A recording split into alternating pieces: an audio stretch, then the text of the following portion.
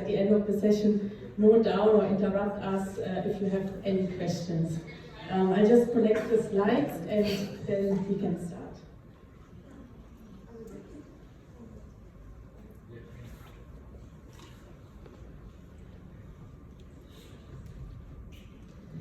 So as I said, what we'll be covering today, I have my colleague Mr. Badri. He used to be the head of Return and Refund Department in Federal Tax Authority. So he comes with a lot of experience, what the regulatory side wants and how they have implemented tax regimes. I'm looking forward to have his insights here. Then I give a very short introduction about us, what we are doing here in the region. And then my colleague Komal, she's on the way, she should reach in a few minutes. She will specifically talk about things which may be relevant to you guys, such as, for example, there are small business relief schemes under the corporate tax law, then compliance-related aspect. That means what as a startup or even as a company you need to fulfill, even if you have not reached any threshold limits. We should talk a little bit more about this, and then at the end, as I mentioned, we'll have the opportunity, or you have the opportunity to raise the questions and concerns that you have. But to start with, just a brief about us. So the company is headquartered in Singapore, but I always say the operational headquarters is here in the UAE. So we employ around 350 people here in the UAE, out of offices in Dubai, Abu Dhabi, and Sharjah. And other than this, have overseas offices in Japan, Singapore, China, India, Germany, and recently expanded here in the Middle East, also into Oman as well as Qatar. We work with around 5,000 clients here in the region. Many of them are Fortune 500 companies, but many of them are also startups. For example, we are also one of the empaneled service provider for Hub 71, the startup hub in Abu Dhabi, and we've been working with quite a few startups there for various requirements. So my role is actually, as a project manager, I mainly support European and American companies as well as startups here in the region, but same-wise we have companies from Japan, China, or even local family houses which we support here through a dedicated relationship manager. And I mentioned it already, we normally give a rounded, integrated approach. For example, Mr. Badri from the regulatory side knows what the government wants when they implement taxes. People from the industry. I have next to him Mr. Manchandra. He was the financial controller for General Electric here for the MENA region for many years. And then Komal, who will be the speaker on corporate tax. She comes from pure consulting background, so she has been working mostly in corporate tax transfer pricing in Big Four prior to joining us. So what we do here in the region actually, it's full-fledged corporate services. So right from company formation, feasibility study, business plan writing, throughout any kind of compliances they require here in the UAE. And this we do with 8 in-house verticals. So of course the traditional audit and assurance vertical, now with corporate tax coming in, of course statutory audit is becoming more and more crucial for the company. So we are an approved auditor for all mainland and free zone entities. ICV, I'm not sure if anyone of you have heard about it. If you want to work with government or if you want to work with ADNOC, you need this in-country value certification. So we are approved to provide that as well. And risk advisory, so internal audit, standard operating procedure, AML laws. We are registered tax agency with the Federal Tax Authority. So in terms of indirect tax in the UAE, we currently have VAT, excise and customs. So we're working on this topic. And then of course now with corporate tax being introduced with effect from 1st of June this year, there's a separate team which is working on corporate tax matters, mostly corporate tax registrations, impact assessment, transfer pricing study, benchmarking, and anything which comes in with this new regime. M&A, so valuation, due diligence, post-merger integration. We have an in-house legal team. Provide legal advisory, also secretarial services. Shalendra is around here somewhere. He is heading strategy and transformation, so feasibility studies, market research, business plan writing, and then last but not least tech advisory, where we look more into ISO or cybersecurity assessment. And this, we do across all the diversified industries here in the UAE. I'm always coming to an end, so we are also empaneled with all the major government bodies here in the UAE. So we work closely with ADNOC, we work closely with the major free zones, Our audit reports are empaneled with all the major banks. We have a very wide chamber and trade body network with whom we are knowledge partner, and then also, as I mentioned, we have a wide partner network, and one of these networks is Hub 71, where we have provided a lot of support to the startups that are empaneled as the registered service provider. But now I think it becomes more interesting, so I would like to invite Mr. Badri on stage.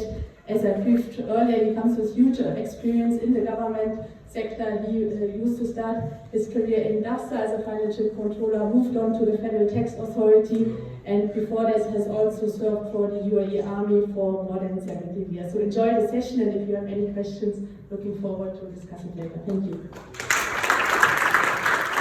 Thank you. السلام عليكم. ما شاء الله مختلطكم مع راسي. ويوم السلام عليكم. Good evening everyone. I think from Iran, right? What's your عصر بخير? عصر بخير. Yes. My name is Mahmood Badri. As Peter mentioned, I used to work in UAE Army long time back. I forgot about the military now. Then I joined the city government in Dubai Airport Free Zone, which was one of the best free zone in UAE and in the world. Most of you, I think you are from free zone, they know that concept of free zone. After free zone, I changed to government, to Federal Tax Authority, which penalized everyone. All of you registered in FTA or? Oh, very good. No penalties?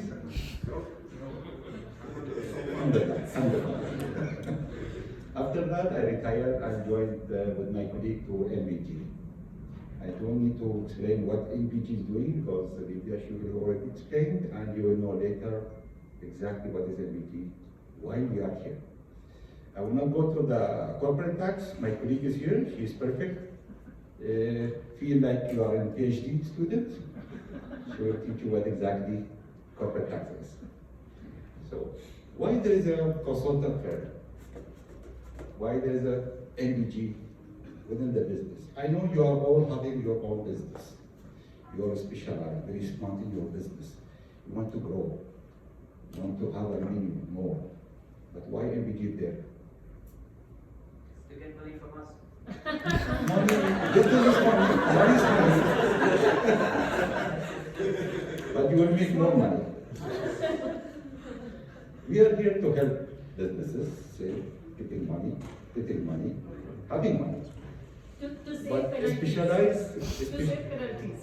sorry? To save penalties. I was going to come back. Then I forgot to say that. Okay, thank you. We are here to guide business like you, small business, medium, large. For us, it doesn't matter what type of business it is. For us, it's the relationship with the company, deep relationship, and grow them, work with them. This is our main target, not the money. Money is tool. We can say, help us and help you. So, everybody is registered in corporate tax or not yet? Yeah.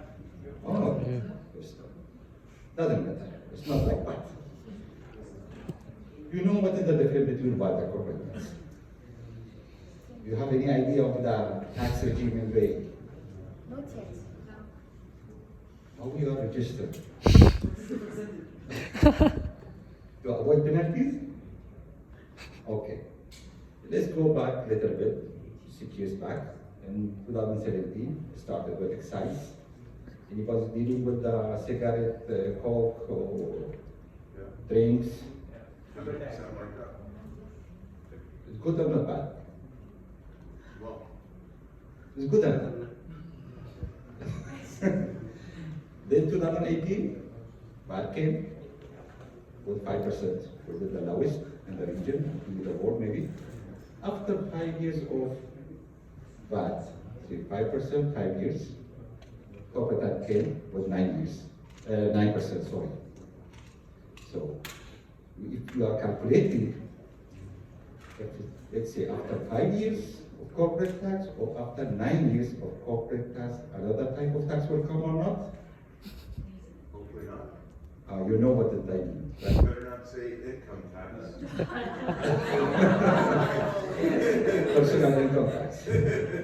I hope, because UAE government always they are keen to the business, especially here in UAE. They don't want people to go out. They are welcoming people to come to UAE, spend here, do the business here, live here, like brothers sisters. This is the aim of our government. So, in general, we know secrets of the type of taxes in UAE. What is the difference between VAT and corporate tax? When you register for VAT, you should reach the threshold, $100,000. Corporate tax, there is no threshold. In VAT, you need to file the return on monthly, quarterly, once a year, or twice a year. Sometimes there is twice, sometimes there is once. Some conditions you need to apply for first, last two segments. Corporate tax, you need to file only one for the whole year. But it's based on the transaction, invoices, how you deal with the clients or suppliers. Corporate is for the whole year financial. When you finalize the balance sheet, everything, then you calculate the corporate tax, how much you have to pay, or you don't have to pay. She will tell you how to do That that. depends on the revenue. Sorry? The revenue, it depends on the Yes, revenue. yes, on the revenue for the full Are you year. eligible Isn't it or on not profit? eligible? No, they have a limit. You have a profit? No. Isn't it on profit though? I thought it was on, the 9% is on profit, not No. on the revenue. There is a lot of calculation will do, then you will reach to 9%. That is the case. So, and VAT, you have to file the return after 1 month from the closing period. And corporate tax, you have to file after 9 months. So you do the closing, financial audit, approved from the audit, then prepare for filing. It's very simple, right? Calculation is simple. Your profit, you will add minus, add minus, add minus. It will reach one number. Is it above the threshold, you pay 9%. Below, you will not pay. So easy, right? Super. So why we are here? It's easy. Anybody studied corporate tax, how it will impact your business? One person was there from transfer pricing. Yes, where that guy? He was here, down there. TV guy, where's the TV guy? Oh, yeah. He knows everything. He's just not talking. Debate here later. So, corporate tax is not only 9% calculated. Anybody can calculate. Junior accountant can calculate, reach the 9%. But most important thing is before the calculation and after the calculation. What we can use, why there is a before calculation, some activity you have to do. Financial statement. So who will do the financial statement? The auditors. So we need some auditor firm. How they will do? By accounting system, right? So we need IT. We need content. 3 fields now. What else? If you have a related companies, related connection, you need to have a legal contract. So we have a legal. All this field is accumulating, adding together to reach proper 9%. You don't want to pay 9%, you want to pay exactly or more or less. You don't want to pay before? Okay, FTA will come to you, okay, well, you are paying. So you pay that. So you don't want to pay less. You will pay less. You need to study your business very well. How you can benefit from the corporate tax law. There are some incentives. Maybe if you don't know, you will pay 9%. But you've studied, somebody guide you, help you, you will not pay. You need to pay. Maybe 5 years you will not pay. How? Answer it there. You need to study. Like every student, they go to the college. First, prepare myself, or today's lecture. I studied, I prepared my lecture, what I say, what I see, what I'm expecting that audience will ask me. Same thing. All the business is preparation, planning, implementing, then the result will come. Similar to tax regime. Prepare yourself, implement the result with a 0 or 9, then the payment. Simple as this. But you need to prepare from now. I believe most of you have your own business, right? There is no related parties, connections, straightforward. Take the 9% and pay. No need for MBG to help you. Right? Or wrong? They will ask you a lot of questions. They will ask you a lot of information. Maybe you don't want to share. It's your risk. You want to pay high, more than 9%? It's up to you. If you pay no more than 9%, your audit will ask you why you are paying more, from where the budget you will pay. If you pay less than 9%, FTA will ask you why you are not paying 9%. So you are in between, in the middle. This solution, get a consultant, try to assist you, guide you, MBG, other consultant. This depends on how you trust the consultant, not based on how they work with you or they price the service. If you are comfortable with A or B or C, go for it. Don't waste your time. Time is money. Right? Thank you for coming. And now, the most important things, very interesting topic, the details of corporate tax. Thank you again. Thank you. Thank you, Mr. Badri. And now I introduce Komal from the regulatory side to the consulting side. So as I mentioned before, Komal is Executive Director in the Corporate and International Tax Division at MBG. And she comes with more than 11 years of experience in advising on corporate tax matter, transfer pricing, and cross-border taxation in Singapore, UAE, and India. So over to you, Komal. Thank you.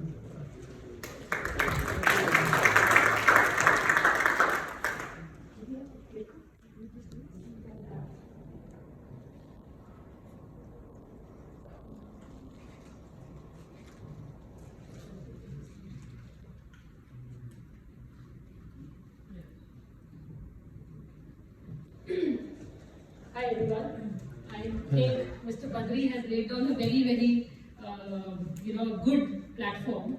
Now let's go into more details. I'll try and keep it simple, but it's not. So I'm giving a warning up front. It's going to get more technical, but keep asking questions if you have. Let's first understand why tax has been introduced by the government. Lot of clients ask us that what do we get in return? If we pay the 9%, what do we get in return? Why do we pay that 9% to the government? So let's see why the government came out with taxes and what is the base that the government has set for companies to follow here. First and foremost, UAE has drafted this corporate tax law based on international best practices. So it is not something which is coming out of the blue. It is something which most countries across the world are already following. UAE was one of the very few which were non-tax jurisdictions. When I say tax, I mean corporate tax here. One of the very few which were non-tax. Now if you see, there are hardly countries where there is no tax. So you pick up any developed nation, tax is there. You pick up Singapore, you pick up US, you pick up countries in Europe, you go to Asia Pacific, most countries have taxation. You go to South Asia, most countries have taxation. So every country has tax rules. And UAE has one of the lowest tax rate, which is 9%. If you see Singapore, it is at 17%. If you go to India, it can go up to 22-25%. If you look at US, it can go up to 50% in some cases. Let's not go that far. Let's even talk about GCC. If you see, Qatar is at 10%, Oman 15%, KSA 20%. So UAE has come up with one of the lowest corporate tax rate, which is 9%. And the reason for that is that the government wants companies to, yes, adopt corporate tax, but not face, the brunt of it. Also, the government has tried to keep the tax law as simple, as easy, as smooth for people to adopt. Yes, there are nitty-gritties, there are certain complexities, but the government has made a point that they try and keep the compliances to the very, very minimum. Like for example, Mr. Badri also touched upon it. If you see the tax return, there is a corporate tax return which has to be filed. Unlike VAT, which is a monthly or a quarterly or a half-yearly return, corporate tax return is going to be only one, which is annual. And for that also, the government gives 9 months from end of the year to file the tax return. Also, payment of taxes, you don't have to do monthly payment of taxes. You don't have to do quarterly payment of taxes. It is going to be annual payment of taxes. So you can run your business, after the end of the year, calculate your tax liability and pay it only once. The other thing is that very good point which the government has kept in mind while drafting this law is that this law is very conducive to businesses. Like for example, there are companies which are set up in free zones. There is a very unique or a specific provisions for free zones. There are certain entities which are startups, which are small entities. The government has kept the law very, very easy for small and medium enterprises, SMEs or startups. I will touch upon those in more detail because I think that will be very relevant for a lot of you here. And there are a lot of beneficial provisions which have been talked about for SMEs. Okay, let's understand who is going to be taxed. Is it every company? Is it individuals like you and me? First point is that any company which is incorporated, registered in UAE, that is considered as a tax resident. That is within the ambit of corporate tax. Now whether they have to pay 9% or not, that comes later, but first point is they are within the ambit of corporate tax law, which means they have to comply with the provisions. Whether in entirety, whether in partial, that depends on each type of company, but they have to comply with rules.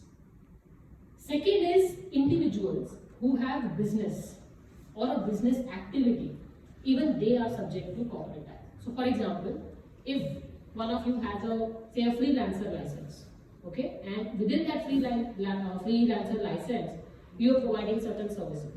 Now because you have a freelancer license, that is considered as a business or a business activity, and even though you are doing that as an individual, it is still taxable. Okay? Let's take one more example. Let's suppose you as an individual get salary in a company.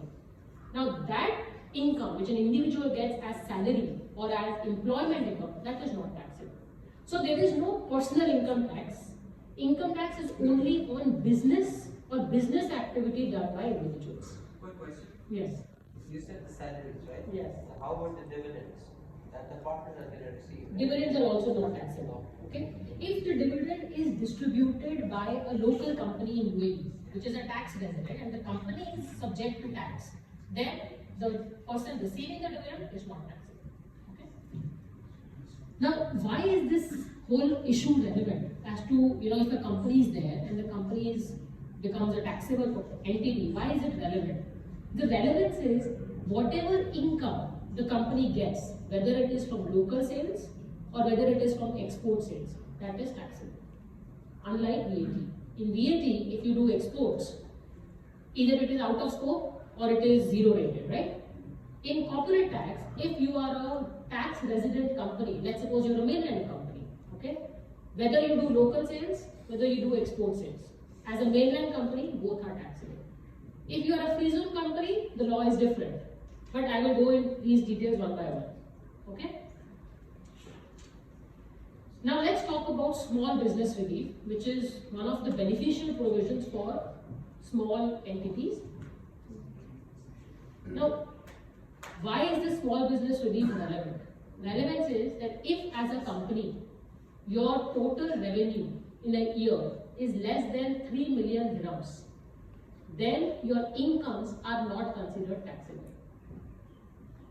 So the limit is total revenue, as in the sales income, should be less than 3 million dirhams in the year.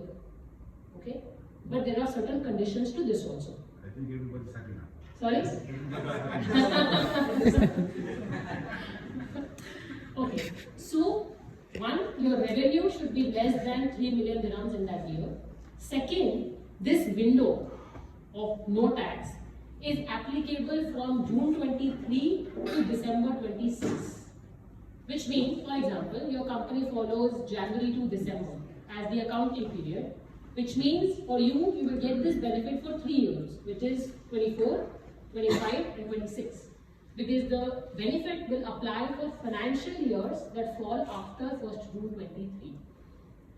In any situation, if your revenue crosses 3 million in any of these 3 years, then you lose the benefit. Then you will not get the benefit for next year also. So for example, can we go to the next slide first? Okay, I have an example for you, okay? Let's suppose your revenue in 24 was less than 3 million, okay? Your revenue for 24 is less than 3 million, so you get the benefit for 24. Your revenue crosses 3 million in 25. So you are not eligible for this benefit in 25. In 26, you are again less than 3 million. You will still not get the benefit for 26. So once if you cross 3 million, so you are no longer a small business company, and in that case, you will not get this no tax benefit. Okay? Now, if you are a free zone company, let's say your company has been set up in free zone, and you want to take the free zone benefit, then this benefit is not applicable to you. Then you can take the benefit under free zone. So free zones also have a benefit of 0% corporate tax rate, but that benefit also comes with certain conditions. I will talk about that also. Does anyone of you have companies in free zone? Okay. Fair. So I will talk about the free zone benefit also. But if you become a qualified free zone entity, then this benefit is not applicable. So if you see the second example, if you are a qualifying free zone entity and your revenue is less than 3 million, still you will not get this benefit. Then you can check your benefit under the free zone exception rules. Okay? Yes. Sorry, I just have to ask. Yes.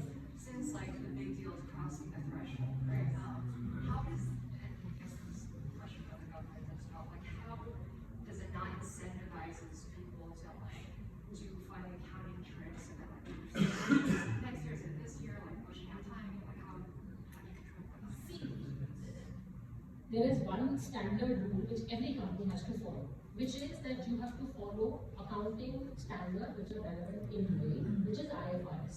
Okay? Now, IFRS requires you to follow accrual basis of accounting, which means, for example, if you've done a sales but you have not received the cash, you have to accrue that income in that year.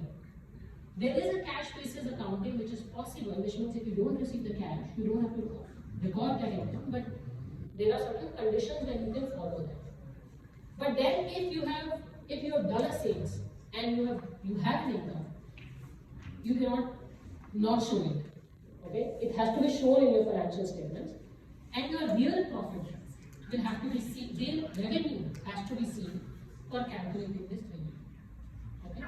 There are certain, see, if you get this benefit, that means your income is not taxable at all if you're below 3 million. Which means, of course, you have to do compliances and cover that, but then you don't have to worry about calculation of tax liability because you are not taxable at all. Now the question comes, if you get this benefit, do you still have to take a tax registration number? Do you still have to do a filing of tax? The answer is yes. Can you go to the next? Next. Yes. So if you get the small business relief, you still have to register for tax. If you don't elect for small business relief, even then you have to do it. So registration is mandatory. Even if you have nil profit, you still have to register. Even if you have nil income, nil revenue, but you are registered as an entity, you still have to register. Okay? Yes, ma'am. Yes.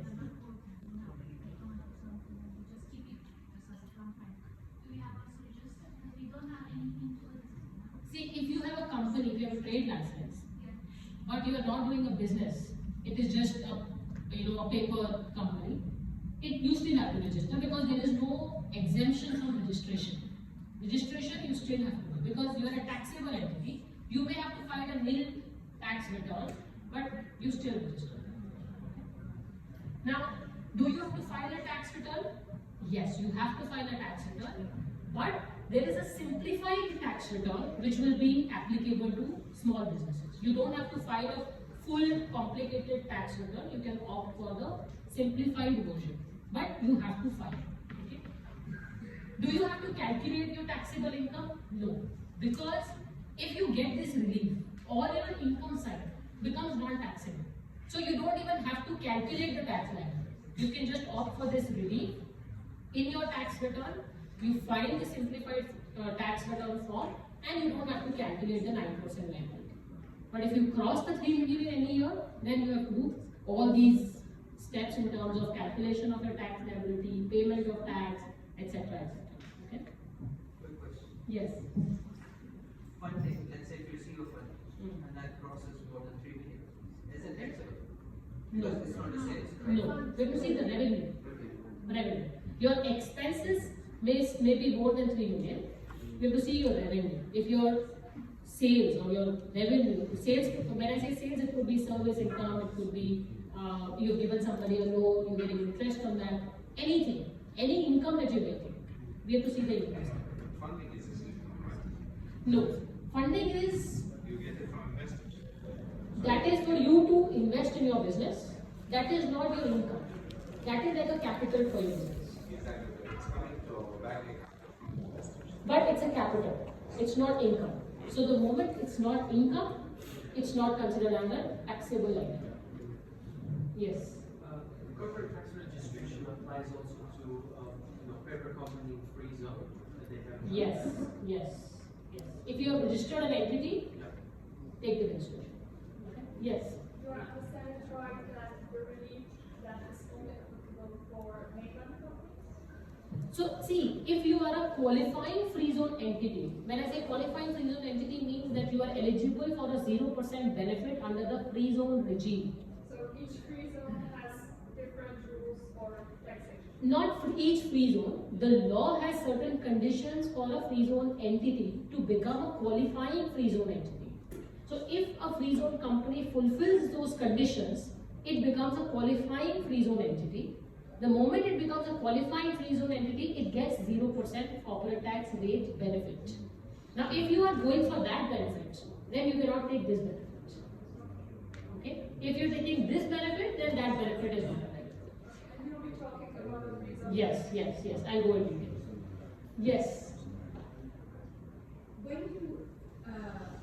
When you incorporate a company as a free zone, does that not immediately mean that you're kind of offshore or it doesn't? No, no.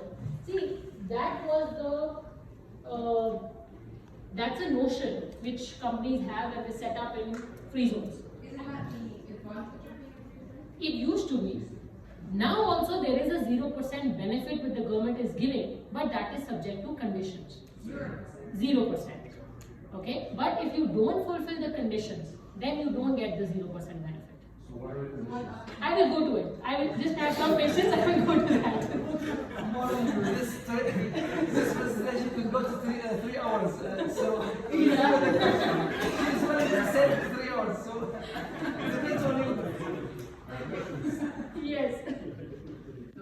I don't know if you're gonna answer this, but if you have a holding entity, ABGM, and it owns the LLC, you have to register both the holding and the LLC? Yes. Registration you have to do for both. Separate? Yes. I will talk about grouping also. There is a concept of tax group. I will talk about that also. But irrespective of that concept of group, you will still have to register for both. Okay? Let's take the previous one second. Okay, one very important point is there is something called transfer pricing rules also applicable in UAE, which means let's suppose you have transactions with any group company, whether in UAE or whether overseas. For example, you have a parent company overseas, okay, and you are set up as a subsidiary here. Or like for example, you had a question about ADGM one company, subsidiary LLC. Now, these two companies become related parties under tax law. Related parties, the moment you become a related party under tax law, you have to ensure that any transaction that is done between related parties, that has to be done based on arm's length pricing. Arm's length price, or in simple terms, fair market value. For example, if there's a ADGM holding company and the company sets up a subsidiary company LLC, ADGM gives, let's say, a loan to LLC company, and the LLC company is paying interest on that. Normally, what we have seen as a practice that companies don't pay interest on such transactions, it's a fund transfer. But because this is a related party transaction, the tax authorities are going to question as to why there is no interest payout by one company to another. Because imagine if you would do a similar kind of funding between two unrelated organizations, unrelated entities, you will charge an interest, right? The same logic has to be applied if there are any kind of group companies here and there is any kind of transaction between those entities. Second aspect is that if you have owners or say directors of the company who are drawing remuneration from the company, while it is not taxable for the owners or the directors, but the company has to ensure that those payments are done at a fair market value. It should not be excessive or underpriced. It has to be a fair market value. Now, what is fair market value? That depends upon various factors. Role of that person, responsibilities of that person, what that person brings on the table, what is his educational qualification, experience, etc., etc. The moot point is, companies cannot arbitrarily increase the salaries of the owners and take a tax expense. It has to be a fair market value.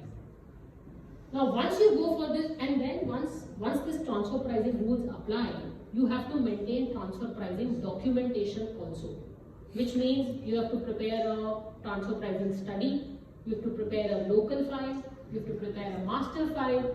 Now, these documentation are not applicable when you go for this small business relief. But still, if there are transactions between group companies, you have to ensure that those transactions are done at a fair market value. Okay? Now, is it advantageous to go for this relief? What do you think? There are some disadvantages also.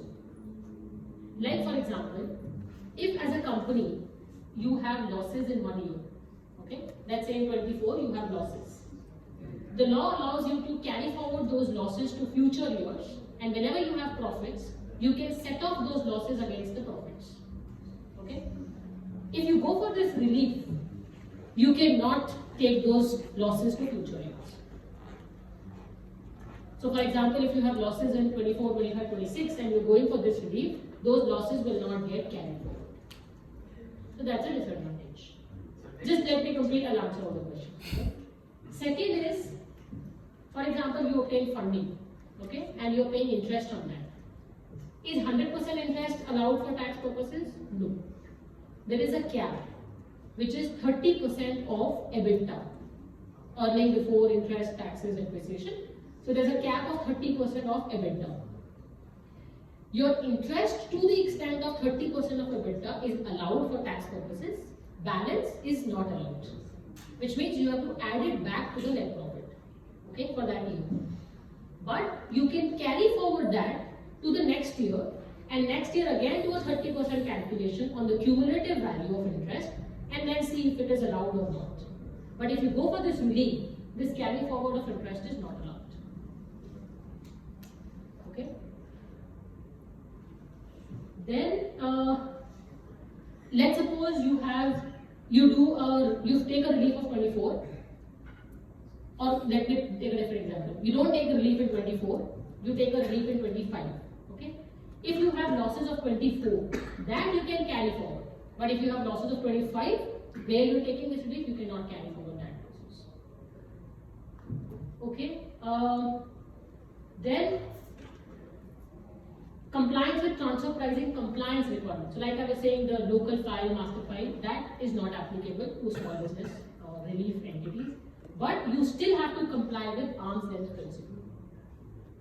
Now, any questions? Yes. During normal circumstances, if you don't take the SPR, how many years can you do the carry forward? For how many years? So losses, there is no period. You can carry forward indefinitely. For interest, you can carry forward only for 10 years. Is there a carry backwards as well? Because I think in Canada we have that option as well. Like how?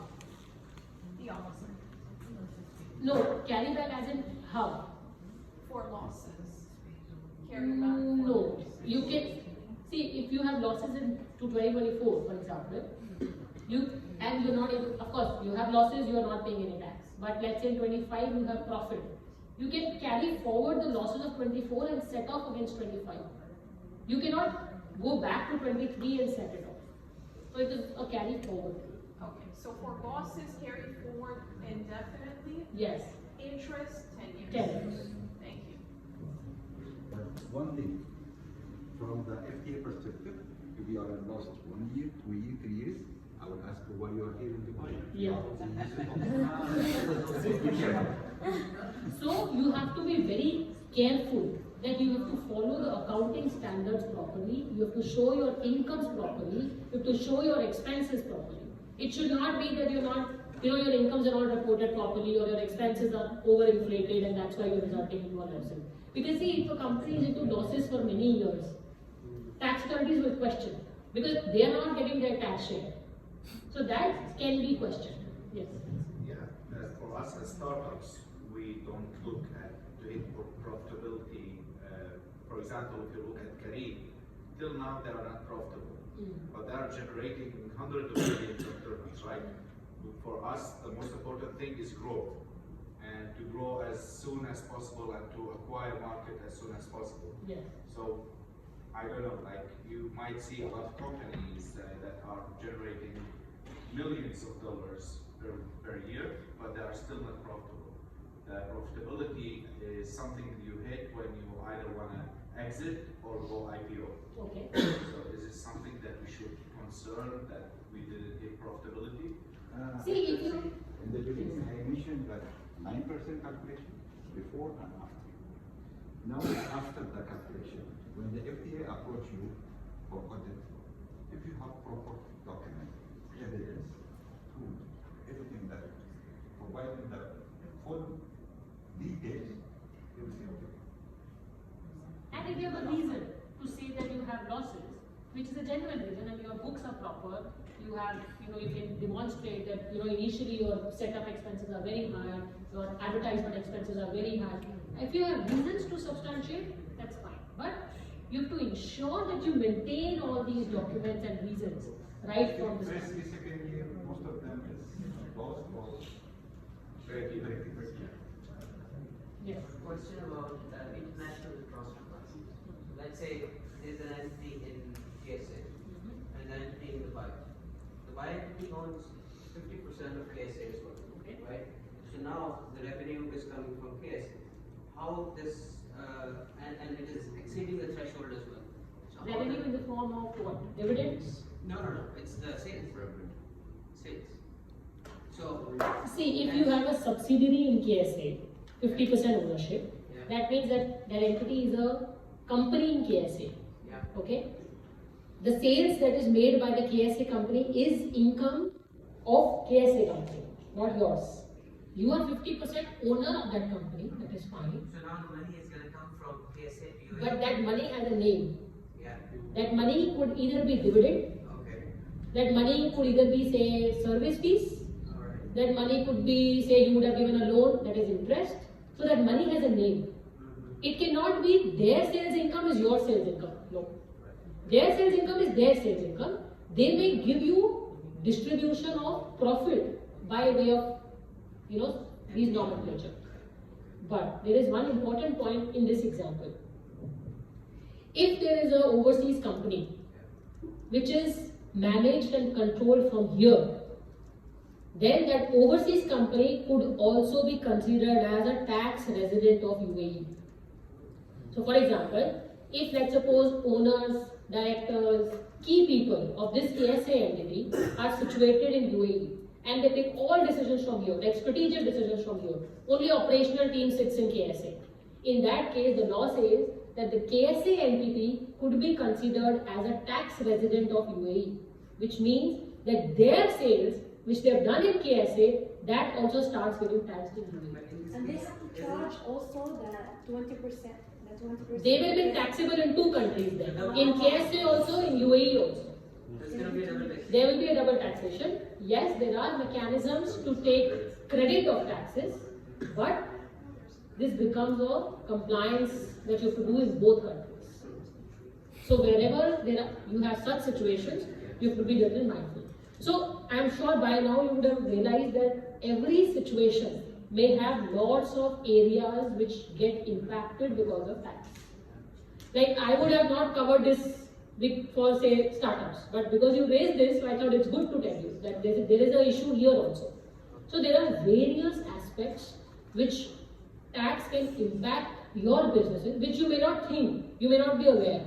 But because the law is very wide, there could be areas which will impact your business. So wherever you have transactions, even if you're a startup, make sure that you get somebody to review your business so you have a right start from the beginning. Another good question. Let's say companies set up in Delaware. You yourself said it's a good question. Good question. Okay. Now start raising us. Yeah. So companies, most like us, like startups, we set up the companies in, let's say, Delaware or BVI, right? So how the structure is gonna work? Let's say companies in Delaware, bank account is in US, money received in US, but your operations are here, you set up here, your developers, everybody is working here. So how this taxation scenario is gonna work? This means I can just send the salaries here and that's it. My money is there in US. See, these are slightly complex structures. So I don't have an answer right now. I will have to understand what the US entity is doing, what the BVI entity is doing, what is your role, how the transactions are flowing, is that transaction taxable in that country or not, what is the income that you are getting here. So there are lots of ifs and buts in this structure. So I will need to understand all of those legs wherever the transaction is happening, and then I can advise you if there is tax on that or not. Now you're making me Okay, so I think this I've covered, but I'll just repeat it. That even if you go for a small business city, you still have to register, you still have to file a tax return. Then I think the important point is, yes, again I have touched this, that if you have transactions with your group companies, with the owners, if the company is paying anything to owners, directors, key officers of the company, that also has to be at a fair market value. And then every small business, even if you get this relief, you have to maintain relevant records, documentation for 7 years. Because FTA can ask for those documents. Okay. Now, quick warning, free zone is slightly complex. Yes. Sorry, I No, no, no, it's no. fast, I was too short. It's about a few slides ago. Okay. So if you were the only partner of the company, and if you're the only partner that's three companies, is this going to be a problem, or are these incomes going to be somehow related, or it's just three different companies that have See, if you are, let's say, a partner in 3 different companies, or let's say an owner in 3 different companies, you can be an owner, that's not a problem. But each company will have to assess their own taxability separately. And if you are the owner and you're also say the manager, so you have a salary, that becomes a normal income. If you are an owner, one, I think very important point is we have to check from a legal law, as an owner, can you even have salary? Okay, that's a legal question. That can an owner have a salary income? Okay, one of okay. Out of time, so it's any special or important things.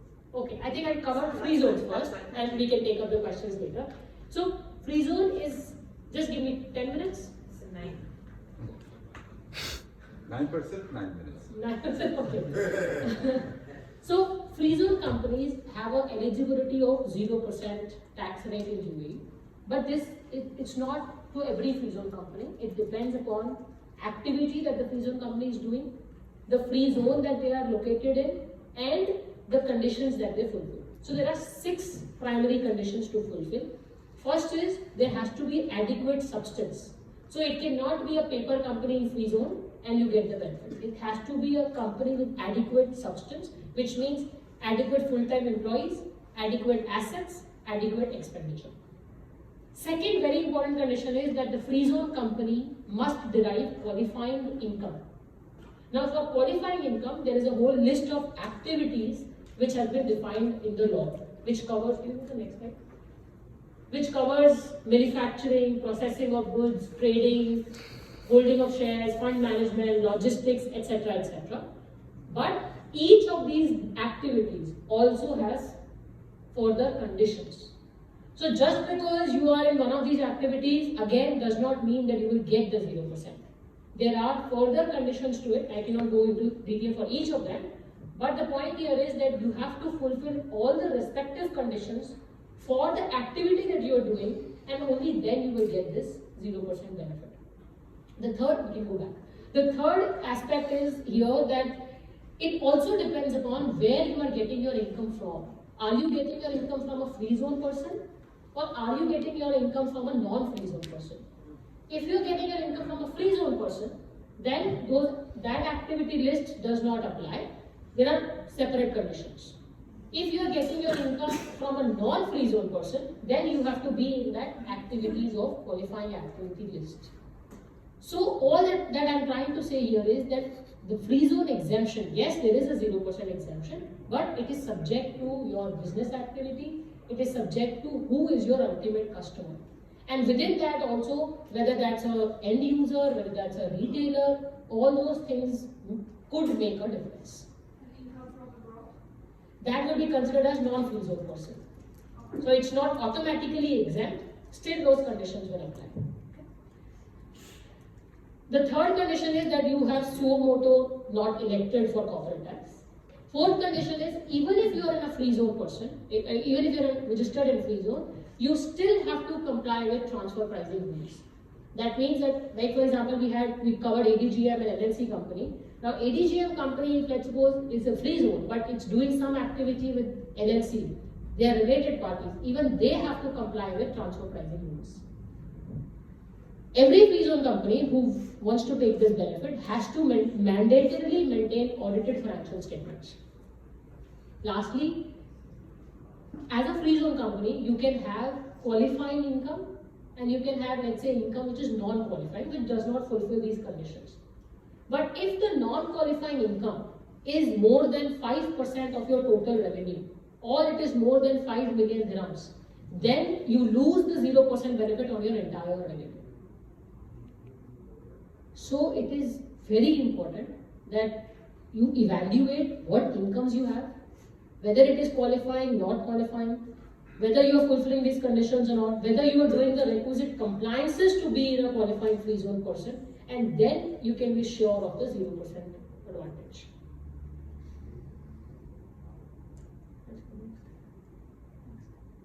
Sorry. Yes. Quick question regarding the activities. Yes. Good. Yes. What about, I cannot see them here, but I don't see from far away, so excuse my, but is there any SaaS or services, let's say services, yeah. Right? Now, if you are getting this service income from a non-free zone person, it's not covered here.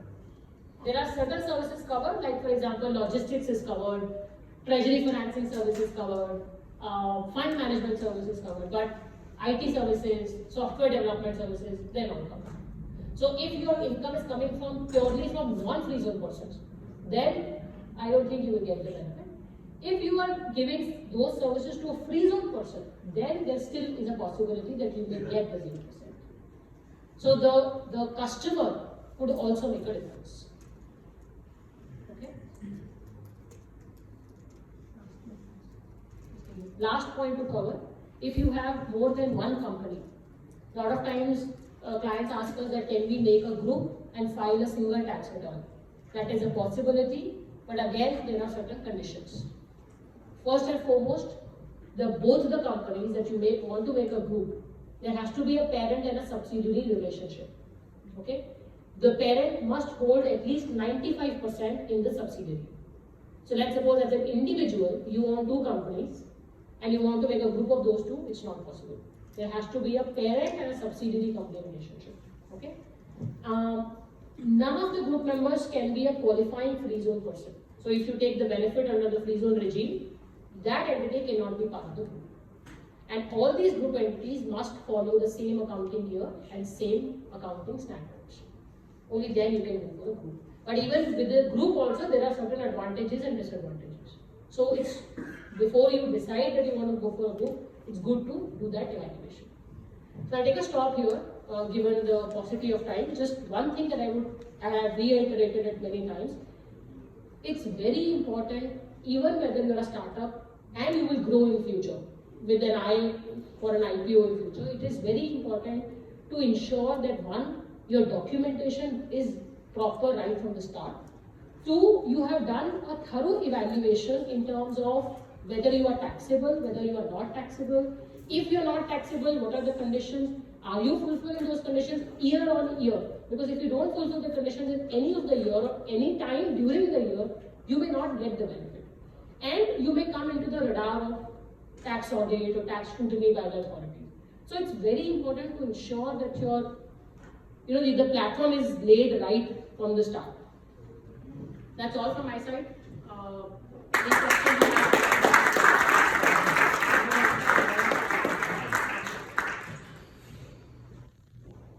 Thank you, Kumar. Always we say, do it right from the beginning, right? The assignment بتاعي. Thank you for coming. It was a heavy information. We are always having seminars, webinars regarding corporate tax and all the services that we provide. You can join us. You are most welcome. This is our contact. Just register with us. We'll invite you for more webinars and more coming, inshallah. Whoever didn't register for corporate tax, we offer 1,500 to register them. And within 6 months, any service we provided you, that will be deducted. It's like via that credit note, and will be deducted for future services. Thank you.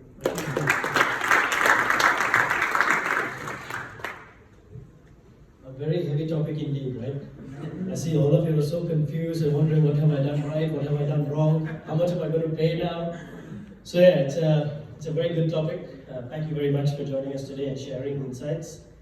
I would urge everybody to speak to them separately. If you have any questions, any sector, I would say have a chat with them. They'll be generous enough to give us further discounts, I'm sure. So yeah, thank you again for joining us, and yeah, a round of applause, please. Thank you. So I think we have a few pitchers today, correct? I don't have the list with me, but who's pitching today? Nobody? Sure, we had a few pitchers today, so. Somebody wants to pitch, somebody wants to talk about themselves, someone new in Dubai who wants to say a few words. Nobody? Okay, well, everyone stand up. I think we've sat for a long time.